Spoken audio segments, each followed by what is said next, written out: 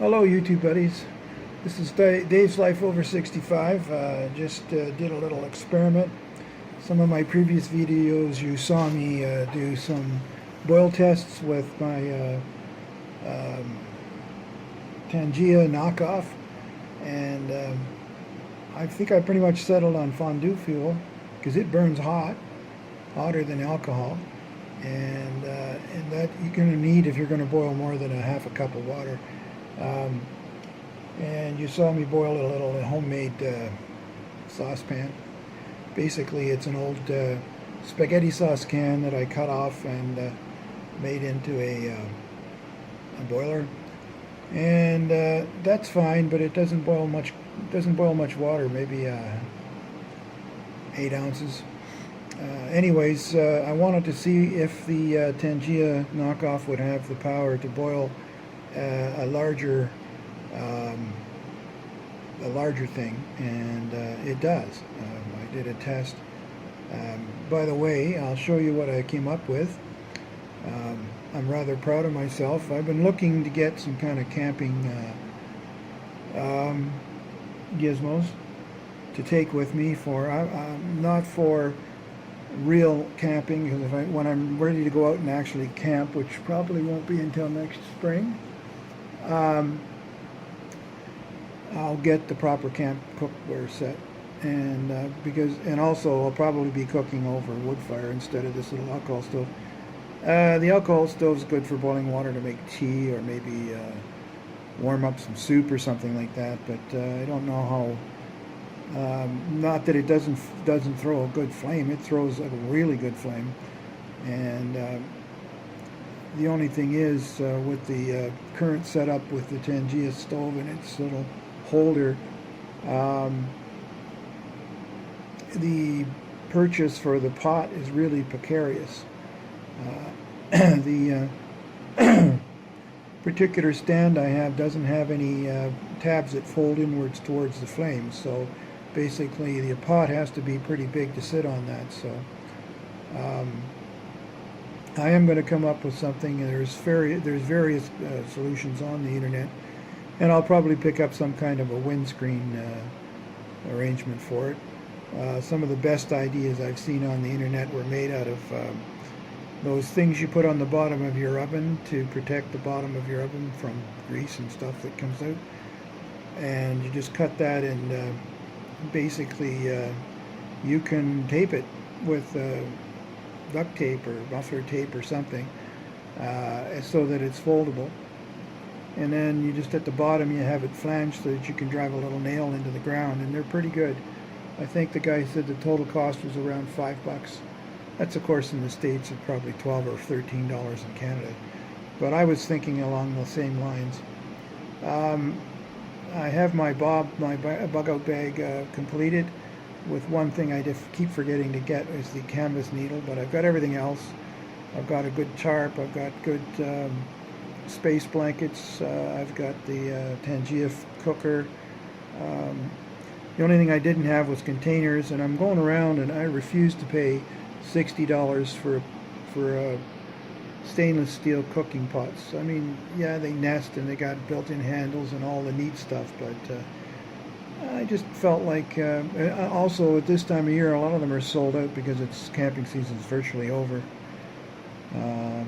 So I decided, I've been saving these spaghetti cans for another project that didn't pan out for my amateur radio. So I was thinking, well, I don't need them, and I was going to throw them out. And then I looked at them and I thought, you know, they're about the same size as some of these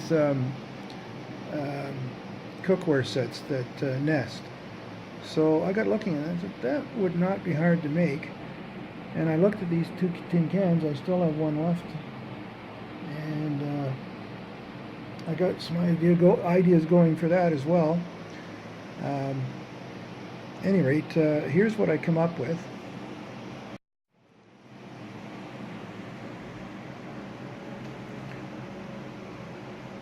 There's Prepper Dave in the background. Okay.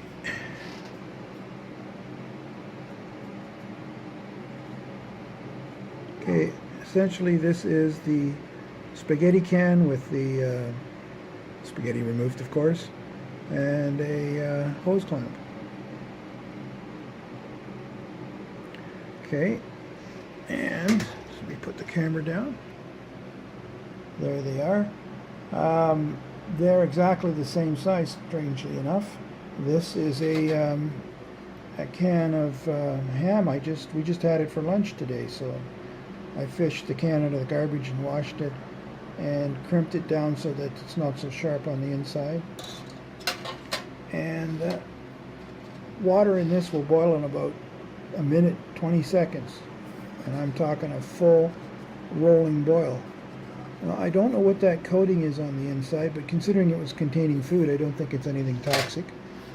This is just the empty spaghetti can. Now you'll notice, for those of you that are old enough to remember wood stoves and oil stoves, they had black chimney pipes, stove pipes, and what they did, so that because they were the same size, at each end they would crimp the end, which is what I did with a pair of needle nose. Come on, focus. There we go. And when this is full, it's of water or anything else, I suppose. It's pretty heavy to pick up with just this little thing. So I'm going to see what I can come up with, some kind of a pot handle, and what I'll do is I'll put it in underneath the nut there, the screw, and tighten it down so that you can put the handle on and it's, you know, semi-permanently affixed. And anyways, I got looking at this and my old can, which I think I've tossed. I have. Here's the first one that I was going to use. I did a much better job of squashing down the inside. Anyways, the other one, I don't know what I did with it. Oh, here it is. This one I've been using a lot. Now, originally what I did was I just took the lip and bent it down so I could grab it with a pair of needle nose. There's where it is, right there where my thumb is. You can just grab that with a pair of needle nose and lift it off the fire. I should have left my Tangia out so I could show you, but the bottom of this cam, when I was burning the 60% alcohol that I have, the rubbing alcohol, it burned very clean. So that's why the bottom of the can has the black marks. I did 5 runs with this. Whoops, there's still a little water in it. I did 5 runs with this, and the bottom is still as clean as when I started. So the fondue fuel I picked up in my local grocery store.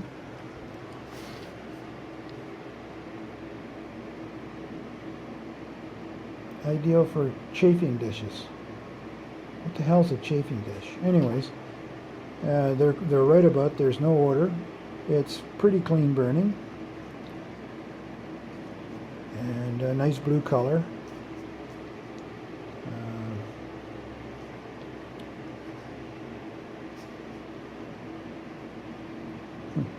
You can see I spilled a little bit of it.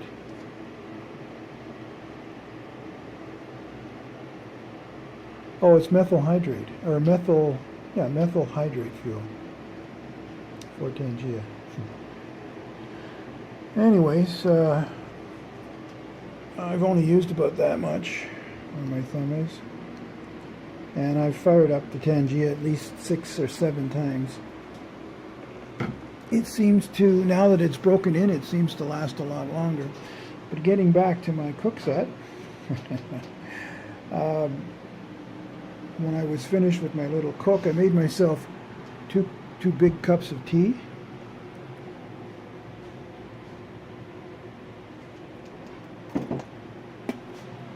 Enough for the whole family. Anyways, when I was done and everything had cooled off, I got looking at that and I thought, geez, wouldn't it be nice if I could sort of nest these cups. So this one's, I deliberately flared this one out so it was easier to pour from. So it doesn't nest. But before I did that, it would nest into one of these real well. So I thought there's no reason in the world why I can't do this.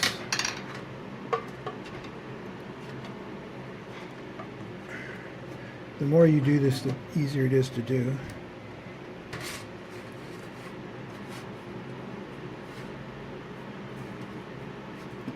There we go. And of course, you can put all kinds of stuff in there. Maybe even the Tangia stove, maybe, I don't know. But that's pretty, you can fold these back out of the way. Again, eventually they'll break, which is okay. Because like I say, I'm looking for some kind of steel that I can bend at a 90-degree angle and just slip it underneath the band here. So the cans cost me nothing, because we actually bought them to eat the contents and would have recycled them. I had these C-clamps around for some things I was doing in my amateur radio hobby, and anyways, that would easily fit into the larger section of my pack, and I think that would probably, the big one, the bottom half would probably be perfect for making you know, soups, beans, porridge, rice, and rice and that sort of thing. So there it is. There's the system I got. What the heck is that? Anyways, there's the system. I'm rather proud of myself. Oh, that's somebody drilling. Okay. What you see there is basically what you get with the Stanley camp cook set. You basically get a top half and a bottom half, and that's about it. So for this expensive a tin of spaghetti sauce and a tin of flaked ham and a couple of C-clamps, I've got myself a cook set. So I now have everything in my 10 C's list. There we go. Dave's $2 camp cookware set. Hope you like this. Give me a thumbs up if you liked it, and you might want to consider subscribing. Bye for now.